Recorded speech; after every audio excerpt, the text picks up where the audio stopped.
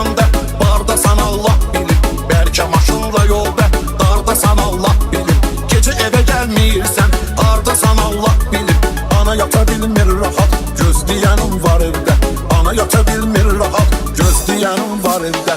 Maşın şeytan ərəbəsi, çox rəqə dağlar qoyub. Gözü yaşlı gəlinlər, körpə uşaqlar qoyub. Cavan gedən oğullar, anaları ağlar qoyub. İndi fikirləş bırak, gözleyenim var evde. İndi fikirləş bırak, gözleyenim var evde.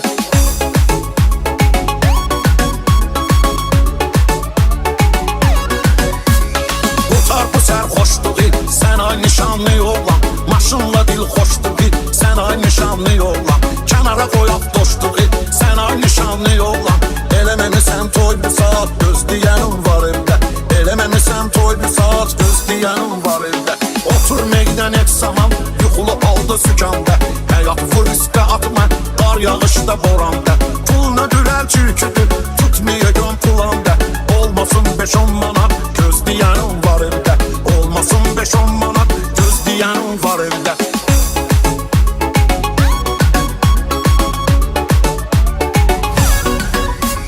Roçno çekip tıraste, maşını fırlatınca. Bu fikri at başondan, 3'dən 2'ye atınca. Traynoya konu çıkıp, qabaq maşına çatınca. Sağ salamat evve çat, gözleyenim var evdə. Sağ salamat evve çat, gözleyenim var evdə. Maşını yavaş sürgünən, uyma günən şeytana. Yoxsa gedib girərsən, gərə duvara şalbana. Yadda saxla sən bunu, unutma hər insana. Bir dəfə verilir həyat, gözleyenim var evdə.